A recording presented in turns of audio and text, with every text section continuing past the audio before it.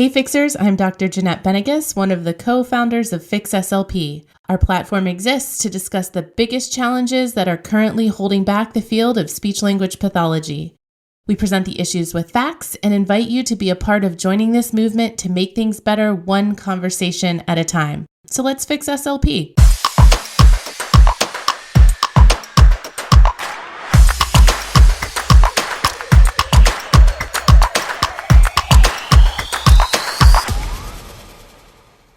Hey everybody, welcome back. I'm with Jeanette. This is Preston, and we decided to reverse things up a little bit today because Jeanette got a comment the other day wanting to know more about Jeanette. And so I think this is actually a very opportune kind of day here in Fix SLP Kingdom, which is a chaotic day. You've already had a child with a fever at the emergency room. You're back home. You're drinking coffee. This is Friday afternoon as we record this. It is a maelstrom. Jeanette, is this like a typical day being the queen fixer? What's it like? Well, oddly, I actually showered today. So, because when your kid needs to go to the hospital, the first thing you do is shower, just in case you end up there for a week. But yeah, this does feel like a day in the life because at this point, as a mom with kids, I'm that sandwich generation. Young kids who need me, a mom who is getting cancer treatment, who needs me because my dad passed over a decade ago. It's like work, husband, all the things. Did you have home health clients today as well that you had to call off? I did. I had to cancel 4 Right. patients. Yeah. Mhm. Wow. So, And I stand firm. Like, I'm PRN, but I don't owe them my life. So the company would have loved for me to make up those sessions tomorrow, and I won't be doing that. because you have I obligations have with your I have a family. family and a life. Right. Yeah, Right. I'm sorry, I never call off. Yeah. Today was the day. I was going to ask this question later in the pod, but I think I'll skip ahead now. So, from my own experience back in 2018, I went through a divorce and suddenly realized that yes, it's challenging to be an SLP and a parent, but then I was kind of like a single parent on the weeks that I had my daughter and realized, wow, this is even more intense. So, as much as you put into everything, there's a husband here who's a pretty Mhm. awesome guy and he's Yeah. doing a lot of the heavy lifting. And so, tell us a little bit about your spouse. I've been married to John for 12 years in September. We met 3 weeks after I moved from my hometown to go get my PhD. We met online when dating online wasn't cool. Like you couldn't swipe. It was like legitimately matched. He was my first match. Did you check out his Um, MySpace account? MySpace was gone by then. I'm not that old, Preston. Thank you. Like, okay. No, but I did stalk him on Facebook because he Okay. wasn't a paying member. So I couldn't contact him. So What do back you mean then, a paying? No, no, wait. What do you mean a paying member of Facebook? no, he wasn't a paying member of the online platform that matched Oh, us. okay. I Okay. don't know if you have to pay these days or if they're all free, but back then you had to pay. So he was the free version where you could get matched, but you had to pay to talk to the people. Okay. So yeah, we matched. I found him on Facebook because it was way easier to stalk people in 2009 and found him on there. We had a mutual friend, checked him out with the mutual friend, got the go, and here we are. He has an interesting occupation. You told me that a while back. Yeah, he's a billboard manager for a nationwide billboard company. Hmm. And he's like a little dolphin. He's committed for life. Like he unlike speech pathologists, he doesn't change jobs. He interned there for a paid internship in college and then worked there when he graduated and worked his way up into management. And then when we moved for my first teaching job, he was going to switch like offices, but ended up interviewing with the competitor and the manager there had been a manager for the company he's with now for a long time. So that was like close enough of the same. So he changed companies, but still worked for like old school management. And then we actually moved back to Ohio after my daughter was born because they called him and asked him to come manage this office that he's out at now, which is like 15 minutes from where I grew up. So here I'm we sure are. he wasn't that surprised when you started Fix SLP and then going back to some of the earlier advocacy to see what a hellraiser you are. That came as no shock to him, did Oh it? no, when he asked my dad if we could get married, my dad, according to John, my dad's response was, "Are you sure?" One more chance to pull back. Are you sure? But He's having second thoughts now. so it's a good opportunity to segue into this. Something else I had on my list of things to ask you about, which when I first got to know you, Jeanette, I mean, one word that I would use to describe you right out of the gate is grit. And after finding out a little bit about your past, one of the things that I don't know if it's come up on the pod before, you are a preacher's daughter. It And might have. I don't know if it has, but yeah, right. I'm a And then okay. something you and I have in common is that we're also the children of a coach. So he was both a preacher and a coach. And I wonder just how much of that grit came from dad. Ooh, I'd say it comes from like my whole Italian side because my family came over from Italy. Both of my grandparents were born in the US, but all of their older brothers and sisters were born in Italy. So everybody came over. My dad and his brother shared a bed until my dad was 16 years old in the same room as his parents, in the same house as his grandparents. Um, so they came over here for a better life, for a better education, for a better, just, for more opportunity. And they worked hard. I mean, they all, not that you have to go to college, but they all went to school, and at least my dad's generation, like they all went to college. A lot of them became teachers, because education is so important and something that like as I have reflected on my life, I am a product of that. Education was so important to my family. And it, again, one big reason why they came to America. I am the first one to get a PhD. So I am the result of their dream. And in fact, when my dad's uncle found out that I was getting a PhD, this still makes me so emotional. He sent me $100. Like the guy didn't have two pennies to rub together, but he was born in Italy. He was part of like, this is why we came here. And he sent me that check because he was so proud of me and it's all he could do. But yeah, my dad has multiple had, I lost my dad in 2013. But he had multiple degrees and yeah, I'm a daddy's girl. I Along with that Italian heritage, sometimes I think that I don't mean to sort of throw shade on our generation, but a lot of us grew up in, pretty, I mean, if we're in this field, a lot of us came from middle class kind of circumstances where we did have some privilege. But you look back to some of these earlier generations that really just had to slog it out in their professions to define themselves. I kind of wonder how much of what you have put together kind of goes back to that generational aspect that's from another time, or maybe just describing yourself as an old soul who's just saying, hey, I'm going to go out and stake my claim. You think there's some of that? Yeah, and I think it's like I don't know. I think there's a lot. I think I'm made up of a lot of things. I think there's the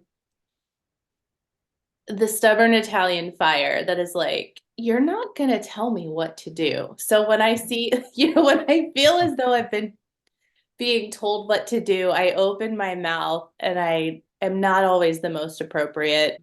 So I think there's a little of that. But I think too, even though I totally respect all faiths, all walks of life, all religions and beliefs, I do think too that there's this a little bit of a calling to like leave the world better than I left it, if that makes sense.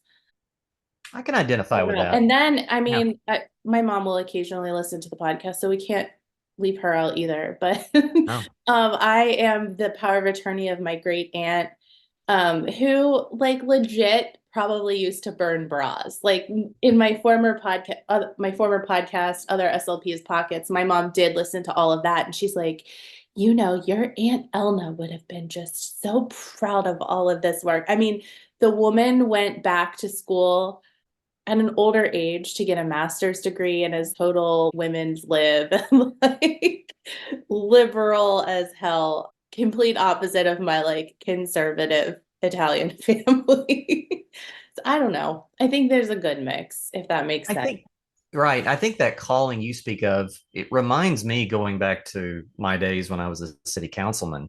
And I would have people ask me, well, who do you represent? What special interest group, or, who are the people you're trying to make better within our community? And I'd always say the people that I'm representing are people my daughter's age or maybe even not yet born. And I look back to like my grandfather's generation and some of the things that they did to establish communities and build infrastructure within a community. And so I think there's a lot of that within you, Jeanette, where you want to leave it better than how you found it. Yeah, and help people. I mean, ultimately, if we help this profession, we're also helping the people we serve. And obviously, the way I'm helping is a little bit unconventional and also very unplanned. It's not like I set out to do this. It still blows my mind when I think about all of this happening. It hasn't even been a year. But the other thing is, I always knew just the way that my career path has gone. I thought I was going to be a speech pathologist who treated children with autism. And I believe that everything happens for a reason. Again, like I'm a person of faith, so obviously I believe that's coming from somewhere specific. But as I have watched my path unfold, I've kind of always known there's going to be more for me in this field other than treating or other than teaching. And I've always struggled with what exactly that is, but I've always had a sense that it might be a contribution that's a little bit bigger. And once I got the offer to go get a PhD, I was like, oh, this is definitely it. Like, my research is very unique. Nobody else is doing this. This is definitely, I'm going to be traveling to conferences nationally, maybe internationally, doing this whole line of research and educating and helping people with dementia and swallowing issues. And then I kind of learned, I don't think that's going to be it. I think that there's more. So, me finding myself in this position isn't surprising. And I have been saying, if this isn't the thing that I'm supposed to be doing, if there's something bigger, I don't want to know right now because this is exhausting for me. And I am enjoying it, don't get me wrong. But I can't even imagine that there would be something more than this that would be bigger. So we'll just take this for now. Do you miss teaching? Do I miss teaching? Formerly in the classroom, yes. Um, for a university, again, for a group of people who are telling me what to do, no. I don't like working for the man. So working for an organized institution where I have to prove my worth, not my thing.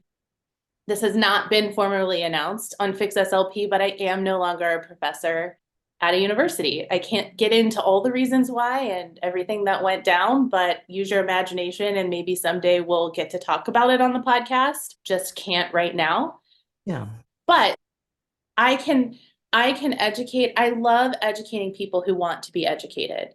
And so that I had to come to terms with too, that doesn't mean it has to be in a classroom. Because let's be honest, not every student wants to be educated by me. I'm rough. I say it like it is. I demand excellence. I make sure my students know their shit. I'm not the easiest professor to learn from. But on a bigger scale, like teaching for MedBridge, I have a whole catalog of courses on MedBridge. Speaking at conferences, I've traveled all over the United States teaching. That kind of teaching through my company where I'm teaching other SLPs in my community the things that I know who are appreciative and want to learn. I think that's more my niche. You miss the students. I miss the ones who miss me.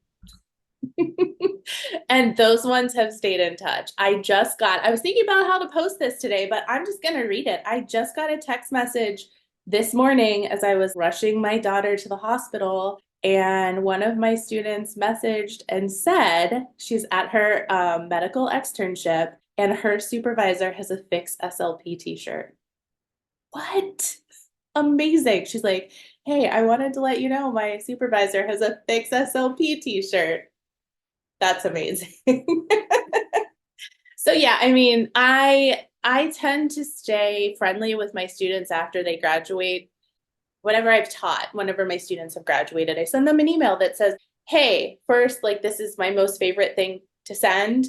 Call me Jeanette. We're colleagues now. I've prepared you for me to feel comfortable doing PRN for you. So we're colleagues. So you call me Jeanette. You don't call me Dr. Benigas. I'm a mentor for life. I'm here if you need me." And so plenty of students take me up on that. It always seems like that's such a big gulf to jump from being a treating SLP into academia. I mean, for me, it just sounds like a nightmare. I don't know, it just scares the absolute hell out of me. So if you were trying to convince someone like myself or another SLP that's listening out there about going into academia, what do you tell them?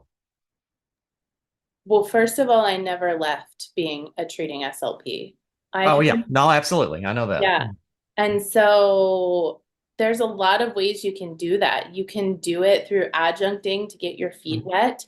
Um, Last year I did a whole series of state convention talks on adjuncting with my colleague Pam Smith. We did a whole talk on that on things to look out for and ways to negotiate. And our adjuncts aren't really treated the best, and we don't make a ton of money when we do that. It's not always worth it, but at least it's a chance to try. But I would say stick to who you are and what you know, no matter what. So, for example, our listeners, if they followed along, I don't always have the best thoughts about academia. I think there's a lot of problems with our educational system for our field. And I think one of those issues is that we water stuff down. We don't make it challenging enough. And that's why some of our students aren't prepared when they leave grad school, is because they haven't gotten a rigorous education. And at one of my jobs, I had gotten some not the best student reviews because my class was difficult, and I was told make your class easy so everyone gets A's until you're tenured and then do what you want. And I was like, I will never do that. I will never do that because I know that people struggle when they get out of school. So students can hate me all day long, but at least I know that when a patient is in their hands, I did my part to prepare them. And hopefully someday they realize that. Yeah. So I just say if you're making that transition, you just stay, you've been working in the field long enough to know what the problems are, know where people need better education, and hopefully you're teaching in that area. So, stick to it. I was asked at another university to remove MBS-IMP from my course, my dysphagia course, because the students complained that it was too hard. Again, no, absolutely not. ASHA says, if we're following what ASHA says, if we're doing the CAA guidelines, people need to know how to assess in a dysphagia course, and you're not giving me any tools to teach that. So no, it's the only tool I have. That same university the next year asked me to remove my entire pediatric unit from my syllabus because, again, my class was too hard. And it was respectfully, we asked that you remove this. And I wrote back and I was like, respectfully, what does the CAA say about teaching pediatric dysphagia? Will you be adding it in somewhere else? So no. So you just have to stick to your guns. And it's hard. And sometimes you make enemies that way too, because if you don't fall in line, you don't do what they say, you don't play the game, you're suddenly the enemy. A lot like the rehab world. Oh yeah, yeah. Right. And when even in faculty meetings, if you speak up, we talk about bad supervision. I've worked places where there are supervisors who have not kept up either in the pediatric world or the adult world, and then they're supervising clients in the clinic and they're not giving good supervision. They're not supervising in a way that's consistent with what students are learning in class. And I'm not even saying my class. I just know this goes on across the board. And then you speak up in a faculty meeting about maybe not bringing that person back, but because she's so nice, oh my God, she's so nice. Well, why would we do that to her? Well, how about we prioritize our students over the niceness and the feelings of a supervisor who hasn't kept up? You just have to stick to your guns and speak up. That's the biggest thing. And it's hard. It's hard to be that person. But at the So end of you the day, became an I can go to sleep knowing I did my best to advocate for my students and what I knew to be true in my world, at least. you became an SLP in what year? 2006. Okay. So Old. right, right. So Back when a hashtag meant pound. right. Yeah. And a tweet was something a bird made. My So graduating class from undergrad was the last class to go through college mhm, without Facebook. wow. Facebook was created my first semester of grad Hmm. school. I can remember. So in 2006, you become an SLP. And I'm curious because a lot of us are busy. And I know it took me a few years to get to that moment where it's like that old movie Network and you just want to go out and scream, I'm as mad as hell and I'm not going to take it anymore. Did you just come out like that? Or were you already just guns blazing from day one in 2006? Or was there kind of this quiet sort of, let me feel my way into the water period? No, I'm a quiet lurker until recently, until a couple years ago. I was a very quiet lurker. No, I left grad school not knowing what the hell I was doing. And if anyone has followed this podcast, I have talked about this before, but I was an awful student. So your CF year is already hard enough, but because I used to sleep through class or skip class, I had no idea what I was doing. And people are afraid to fail the praxis. Let's talk about me failing the praxis like again, because I didn't pay attention in class. I did not get serious until I went for my PhD. So my CF was way harder than it needed to be because I had to look everything up. And even though, yes, the internet did exist in those Stone Ages, we were still very heavily reliant on textbooks. So, you would have to like look stuff up and pull out your notes and figure out what means what. And it was a very, very hard year for me, both personally and professionally. And I was working in a private practice for kids, and I didn't know yet that I didn't like kids because I also didn't really have a good adult experience in grad school. I didn't have any in-house adults at all. I only treated pediatrics. And then I was in a preschool. And then I was in an outpatient hospital setting with someone who was older, and talk about not keeping up. Man, we used to flip over playing cards to treat memory. I mean, the treatments looking back, I'm like, oh my gosh, I can't believe I was being taught that stuff. So it wasn't really a good experience. I didn't really get to see what adult therapy looked like because it wasn't You had no great example. therapy. Right. Yeah. So I didn't know yet that I loved adults and didn't like kids. And so I was still figuring that out. No. And then that took a couple years. Now, I didn't really start speaking up on the internet until maybe 2 or 3 years ago. That's I have when a I feeling started it wasn't just limited to the internet, though. If I when I know started you were coming out of speaking my out at shell. other channels too, though. Oh, yeah. So I have really bad imposter syndrome. So that's something I've had to like overcome as part of Fix SLP. What I have to say is valuable, and it might not always be right, and I can be corrected, but man, I have a lot to share and a lot to give. And if I direct it in the right way, I can make a big difference. So, I didn't like my first faculty position. I didn't speak up a lot in faculty meetings because I felt like I didn't have any right to be there, I guess. So it even took a long time for me to find my way in the academic world to where I really do know what I'm doing and I really can do this. It took, I mean, because I've been teaching I got my PhD in 2013 while my dad was dying. So yeah, it took a long time for me to find my comfort zone and open my mouth. And that again in academia too, that was probably around COVID. So when was the moment where you decided that, you know what, I'm going to form a firm or I'm going to put together an organization and I'm not going to shut up. I'm going to spread this word.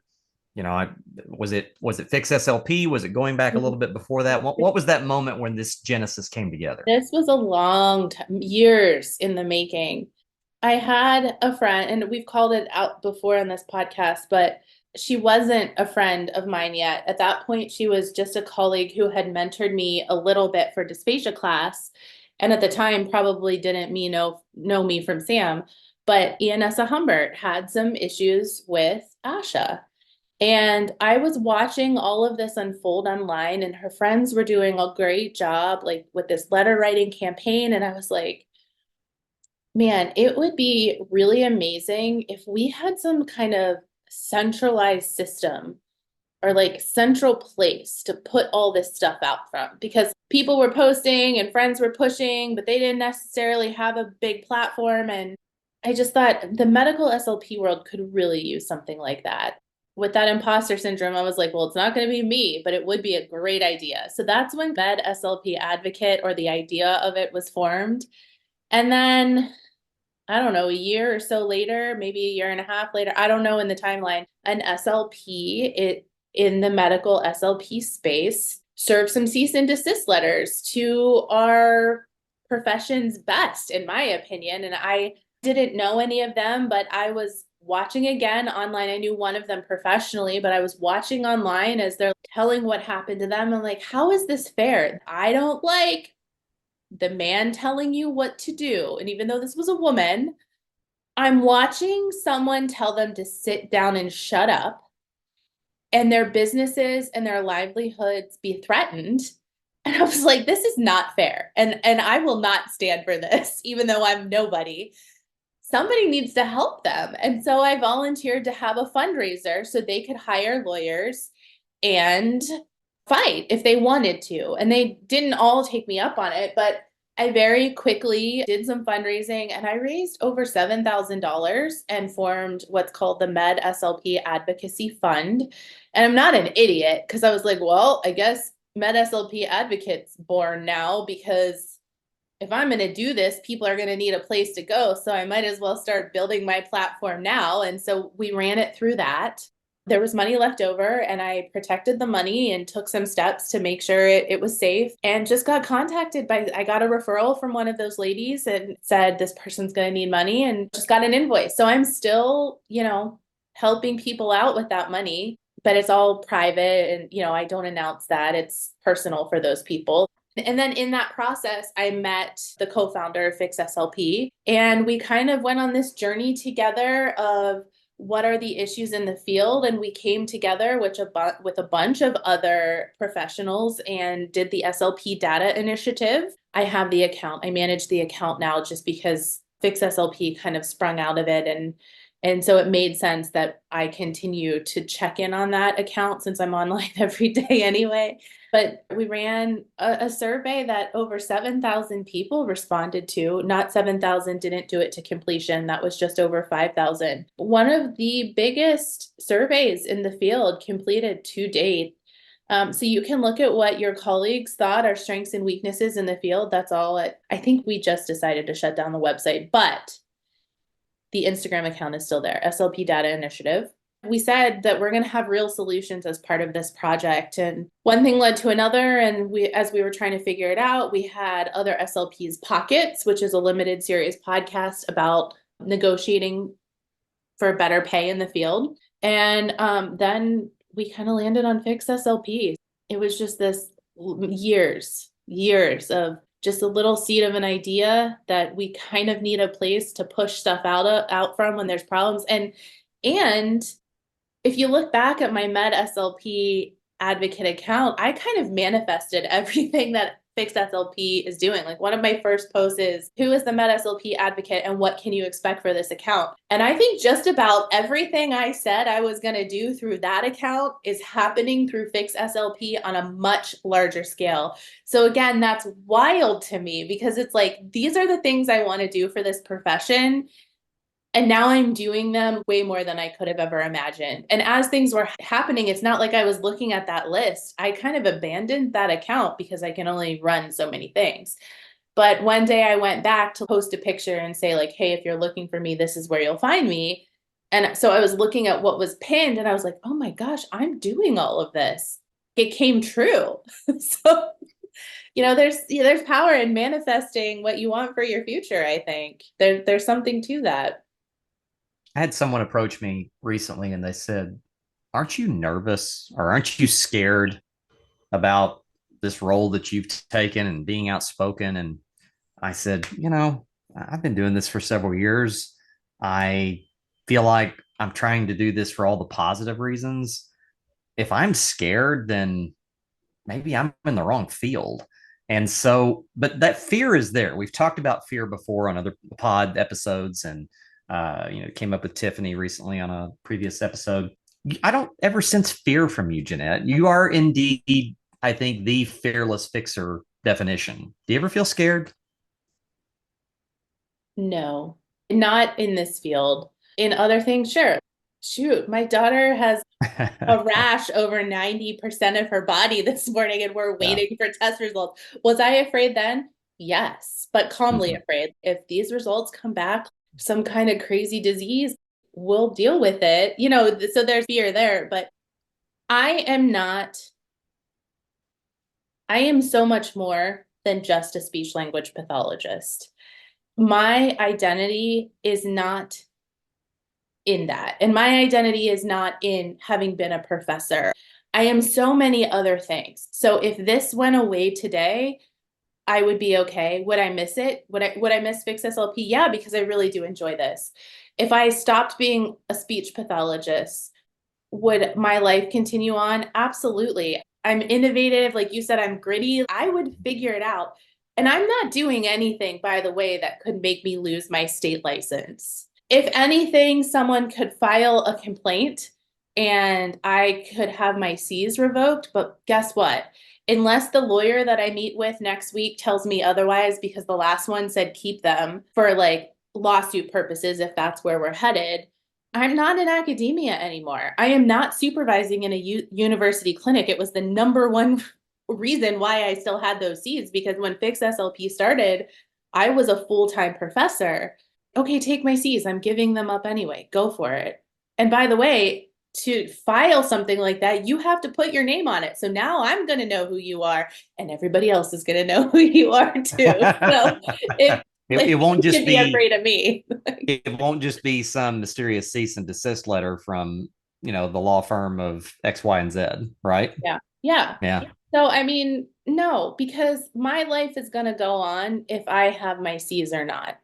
I wish that was a place that all speech pathologists could get to, because we are so rooted in fear. I get messages all the time. I am still inundated with messages. I can't keep up. And by the way, everyone, I can only find time to check emails once a week, if that. This week I didn't get to them. My consistent response is ASHA continues to bank on this fear to keep them funded. It is the fear of the what if that keeps people paying for the CCC. It's just and Period. fear and habit, just the way things have always been. I Mhm. know that it's interesting going back several years. The whole ASHA thing to me has always seemed again like something that I didn't feel very welcome in. It was just kind of this ivory tower that it just I was not their guy, and that's fine. I don't check all those boxes, but I look back to when I started working in a sniff several years ago, and I was with a couple other speech therapists. I always noticed our name tags were different because I just wanted mine to say speech therapy on it with my name. And I didn't have the MSCCC, SLP, all that. And but for a lot of people, there's that identity there. And if people are proud of it because they worked hard to attain it, that's great. But for me, it was kind of liberating just to say, yeah, I'm the speech therapist. This Yeah. is my name, you know. And if you want to know my credentials, here they are. I used to get, I don't know if you ever encountered this. Did you ever work in a sniff where they wanted to put the license up on the bill Oh or like on a yeah. little post-it board? And I would get so pissed off because people would say, well, we need your license up there. And I'd say, show me the rule in Arkansas DHS, you know, where that's stated that we have to have it up there. And they'd say, well, you just have to. And I'd say, no, I don't want my license up there. Now, Every you know, I place had I've other worked. reasons because pardon me, Every place I've worked. Once my license I've on never there. seen that written. Now, it may be in other states. It was not in Arkansas. And I always just thought it kind of looked ridiculous, to be honest. I don't know. That's just me. If I always thought somebody's going to come along and steal my license or something, it always seemed like a way to kind of give something up. Now, if somebody wants my credentials, here they are. I'm happy to show them, but I never felt like I had to walk around with a badge on. So I think for some therapists, again, just kind of identifying yourself over that credential and having that confidence because there are so many good ones out there that don't need those letters to define who they are. Mm-mm. And if you know what you're doing, your skill's going to shine through no matter what letters are after your name. What And your case in patients will point, believe in you. one of Yeah. my mentors, Jennifer Brush, does not have a PhD. She's moving towards retirement, but has had a very successful career of authoring books and traveling all over the world, worldwide, teaching on Montessori and dementia. And she was a Fulbright scholar and all of these things. And more than once, she was pursued for a PhD. And she was like, why would I do that? I'm so successful. Why would I give my life again? Like basically, why would I give my life to the man? Like, why would I pursue tenure? Why would I have to defend a dissertation and over again to prove my worth when I'm already doing it? And I think I so respected her for that. Just, Mhm. she's amazing. She's amazing. And she gets grants and she does all of it without the PhD. You She has talk to her swagger. and you know what she's talking about. And so if you Mhm. have the knowledge and the skill and you've honed your craft and become very good at something, people don't need to know your credentials. You really like to being fee certified, don't you? I love being fee certified. It's awesome. It's my That's one life. thing that I've That's my not done life. that I wish I had. If I lose that, that's when I'm going to go downhill. This is so sad. But I will intermittently go to therapy because I think it is so good for you. And I'm under a lot of stress all the time. So sometimes it's just good for me to go talk somewhere other than on a podcast. And my therapist said once, I see no greater joy out of you than when you're talking about your business. I was like, that's because I love sticking cameras in someone's nose. I said, should we explore this more? Is there do I have some kind of illness? But there's a huge amount of advocacy just beyond or behind the speech therapists that do fees Oh, because yeah. I had to fight like hell to get a fees performed in some of the facilities that I was in because again, we go back to the way things have always been. We have to do a Mhm. modified barium swallow. And I'd say, no, no, you send them out. You don't know what they present like when they go to the hospital. You may not know the speech therapist that's doing it, what the circumstances were. Did they have to wait a long time? What was the consistency of what was given to them? When fees happens, you're there, you're on site. Even if you're not the SLP that's doing the fees, you're still there with your patient and you know how they presented. You know that everything was above board. I just got into it with the home health company I'm working for because in this area, our clinicians rarely test thin liquids in modified barium swallow studies. I don't always have the knowledge I need to provide the standard of care. And I had a family ask, I've been seeing him for off and on for a while. And so they asked if they could hire me to scope the patient. And I said, yeah, I've got a lawyer, I've got ABN, I've got all the things. And they hired my company to scope the patient. And recently, his services were denied. And not only were they denied, but the 10 previous sessions that I had given him were also denied. Hmm. And I said to the company, I said, well, he said, I have pictures of material from a few weeks ago in his airway showing that he is aspirating without signs and symptoms and has the inability to clear it. I said, I have video of applesauce in his airway and then water in his airway trickling down his airway with no cough, with nothing. I said, are we able to transfer any of that over as part of the appeal? Because I'm going to appeal this. This guy needs therapy. He's 99. He can't leave his home. And he's dedicated AF, the most dedicated patient. I make his thickened liquids for him. I'm using a protocol that requires some thickened liquids during the exercises, but he's drinking thin per my request and keeping his mouth clean and stuff. I prepare them so he doesn't have to do them himself. And I show up for my weekly visits and they're gone. So he's not pouring them out. So they're like, where'd you get those pictures? And I said, well, I said, the family hired me to do a swallow study through my company. Checkmate. I get a call from the vice president. Not Uh-huh. only am I not allowed to scope their patients, I'm also not allowed to scope their patients after they've been discharged. Mm. And I said, oh, really? I said, how does that play into this new non-compete law that just went Right. into effect? Right. Well, you can scope patients 2 or 3 months after they've been with our company, but not like 2 or 3 days. Do you see what I mean? And I'm like, yeah, I see what you mean. Oh. And in my head, I'm like, I'm not. Oh, I shouldn't say that. I'm not listening to you. This is not how this is going to go. I didn't Right. say that, but I was Right. like, okay. And in my head, they own a business. They get to do whatever they want. I was like, can I ask why? And then this is how you know that they don't understand what they're talking about. Well, if they aspirate and die because of your test, we could be held liable. And I said, no, I don't think so. I said, I have my own liability. It was very clear that I wasn't there and I could see how they'd be worried about that. But I said, furthermore, me providing these treatments without the information I need puts your company at a higher risk than us not having this study done. And she said, well, they can just go out to the hospital to get that information. I said, actually, they can't because our hospitals don't follow the standard of care.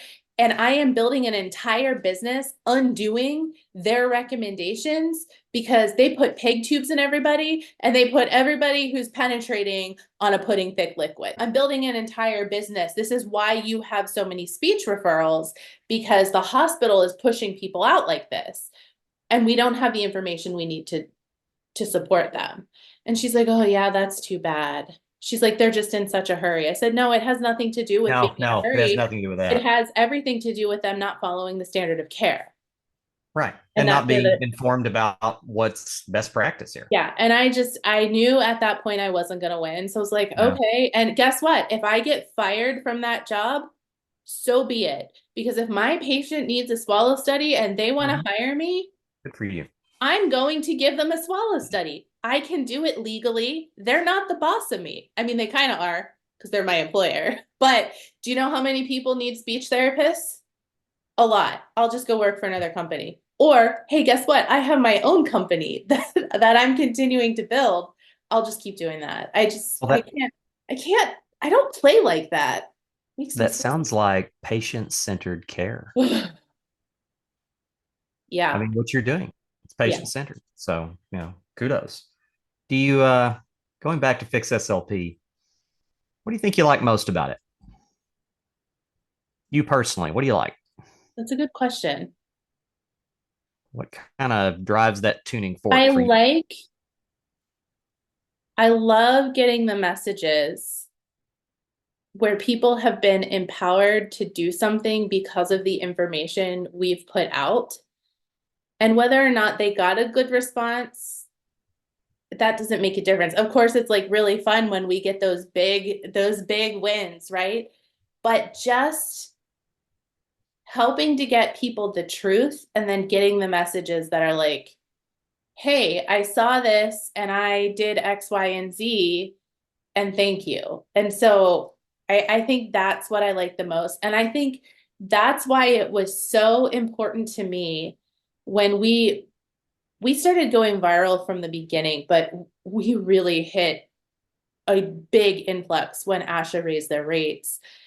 We had hundreds and hundreds. At one point, there were 800 emails in our account.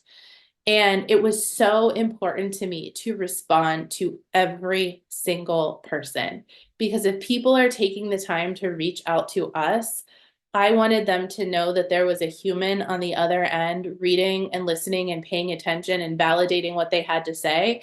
And so I do think it's that like personal connection. And I'm an introvert. I was very surprised when I learned that in college. I always thought I was an extrovert. But the person who gave me the test, I talked about it and I was like, are you sure this is right? And what he said was, do you thrive on one-on-one relationships or do you thrive in like a party with a bunch of acquaintances? And I'm like, I don't want to go to a party like that. No, thank you. It's like the coffee or the phone call or the one-on-one. And I think that's kind of what that is. That's just the thing about me is, yeah, those personal relationships that we're building with people is I think what I like the most. Like we've got a great team going right now. You and me and our Michigan girls and Elizabeth. That's what I thrive off of is those like little communications and relationships. So I think that's what I like the most. I was thinking about it earlier as you described it as almost like a triad between sorority, fraternity, professional organization, and sort of labor organization relations. And it's kind of that mix of those three because it has that personal quality, it has the professional aspect of it, and then there's just kind of that ready to kick ass kind of quality. Mhm. And I think, I certainly like that when I saw it Yeah, I like because that too. it's I refreshing. like I like getting fired up. I like having a place to direct my fire. So as we look forward, we're still waiting on some good news that we'll announce hopefully in a pod soon. We're trying to get an interview set up. That's coming. The work continues state to state. We found that some of the state legislatures are starting to kind of shut down their season and going into elections, which it's a great time if you're in any of the states where you're ready to advocate as an SLP, get to know your state legislator because they may be either up for reelection or it could be an open seat.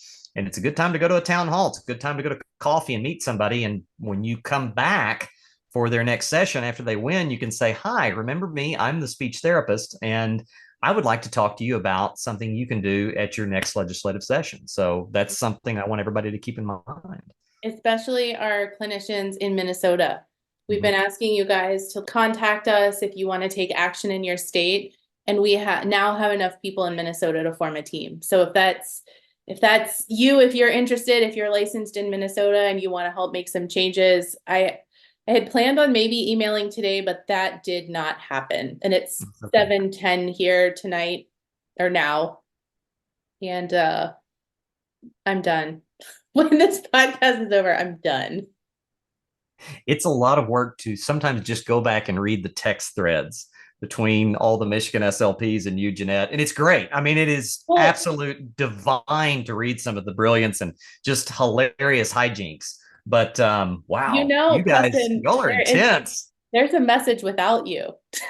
Oh, I'm not. There, Yes, of there's a course. different, Sans shot caller. there Oh is a God. different, I'll just say who's in it. It's Jordan from Fighting for My Voice, and that's a completely Okay. different vibe. And if you think Right. you are, you, you don't, you would not keep So up. I'm getting the PG version. Is that what you're saying? Yes. Ah, You're good. in a group with a bunch of women. And that message, Jordan's a man, Yeah. but he likes sequins and glitter, and he will sing you Taylor Swift. The other day, I forget what came up, but I knew I could do this in that group. So I do have a skill. I can throw down an old school 90s rap like it's nobody's business. So I went ahead, I was in my pajamas, I was a hot mess, and I sat here in front of my computer and I played the music and I rapped a whole 2-minute rap for them and sent it. Like this is my safe space. I need to show you this skill. Is that going to be in the outtake? taking requests. Is that going to No, be on the outtake for this pod? I'm curious. no, but listen, the Okay. very first time I ever I was asked to do a MedBridge course. So I met with, I don't know if it was the pre-producer or was someone from MedBridge who I had to work with a lot. We met at an ASHA Connect, which is like a smaller ASHA convention. And so that's where we met and that's where we did some pre-planning. Well, my husband was with me on that trip. I was speaking at the convention. And so after I spoke, we went out and it was in New Orleans. So you know what I was doing in New Orleans. I was feeling myself. So Get a I lot of beads. we I wasn't going that far. Okay. Pastor's daughter saved that for different spot. Um, no, I mean, so we were at a dueling piano bar and I put down a $20 bill and I was like, I want TLC waterfalls with the wrap. And the girl was like, we're gonna do this. And she was honest. She's like, I don't know the rap. So I have a feeling whoever asked for it knows it. You want to come on up? And I sure did get on that stage at the dueling piano bar and did the rap. And who's in the front but the MedBridge Oh producer? yeah, they get a front row seat. And I was like, afterwards, I was like, do I still have a job? Were you I, presenting the next I day? swear it. No, no, no, no. I had already presented for Asha Connect, but I was going to be like writing for and recording for MedBridge that year. And I was like, I swear I'm professional. Yeah, this is the person we're putting on the brochure. Oh gosh. And here I am 11 courses later and it's all good. Did you do your ASHA survey this past week? Hell no. You didn't. I don't think I'm going to do it. Okay. I'm leaving. I don't I care what was they do. I'm I out. was shocked I could still do it because see, I'm not a member. I'm just a certificate holder right now. Ooh, I bet you weren't allowed to do it. They actually had a certain column. I think that they wanted to put all the troublemakers into certain areas so Oh, they could yeah. say these are Yeah. what the The yeah, these are fearless what the fixers and troublemakers the decide. non-fearless fixers. Mm-hmm. Yeah, Hmm. I think like 4 or 5 of the open responses, I just put fix SLP on there. A lot of Um, people have asked us to talk about it, and I have mixed yeah, feelings because I'm kind of committed to not advertising ASHA and their work, right. but they only emailed it to like 1,500 clinicians. So what are the chances that all of our followers got it? Slim. And I I think didn't get the email, I didn't but either. I heard about it, and then I just decided to participate, and I kind of looked at it maybe as a potential exit interview. Maybe I will do it. Yeah, Oh, you well, we'll could look see at how it I that way. feel. But I don't care if I don't care. Do what you want. You are your own business, just like my company can right, say this is man. our policy. Fine. Have your policies. I'm out. I I live in just a state where I don't need it. None of my companies require it. Although I do have to, this just did occur to me just now live on the air. mhm. I occasionally will give teletherapy up in Michigan for a nursing home, and I would need it to bill Medicaid. I guess I just don't see their Medicaid patients. I don't Well, know. not for much longer. No, I mean, yeah. That's why we're working on this. Oh, yeah, that. All right, girls, get it Yeah, going. there you go. So it will be done. I'm still holding out hope that there'll be a policy change, but the legislation is going to go forward Yeah, regardless. just gonna take longer than we wanted, but Right. it's happening. Okay. Anything else? I don't think so. I don't know. My brain, I can't believe we've talked this long. My brain is fried. I My told you I was going brain, to just get on this thing and ride it right out into the sunset. yeah. So It's Sadie has had this, it's we don't know what it is. There's more questions than there are answers, but her body has been covered in rash for days. And so she's not sleeping and she's very uncomfortable. And I'd say I know that there are kids out there with much worse issues than the issues my kids have. But as a mother, this was probably the most trying yeah, medical event simply because I could not give her comfort. yeah, Like yeah. there She was looked miserable. nothing that was helping her. And the doctor said today, he said, "You've tried everything." I said, "I have tried everything because we were trying to ride this out. Like I'm sometimes a crunchy mom. Like don't give me the drugs." But we literally did everything. And he said, none of that was going to help her because this is systemic. He's like, I could give you a steroid cream with all the steroids and it wouldn't help her.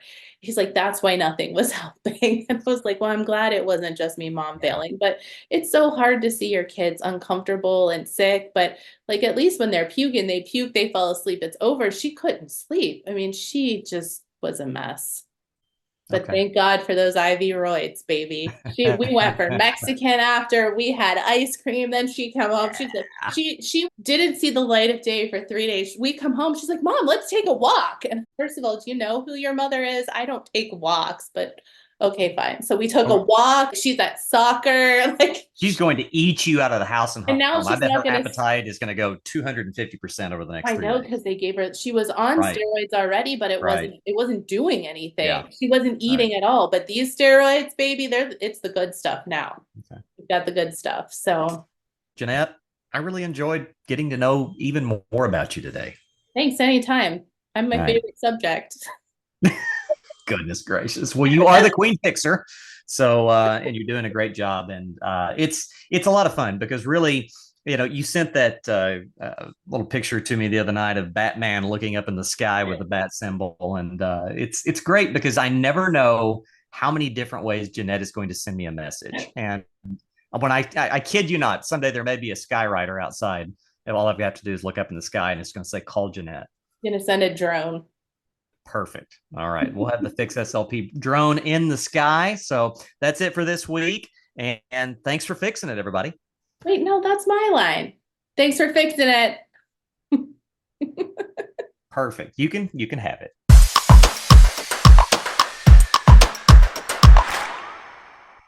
Also, side note, I don't think you will be surprised to find out that I was in a sorority for Oh a yeah. year.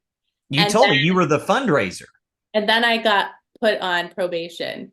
Right. And so I quit.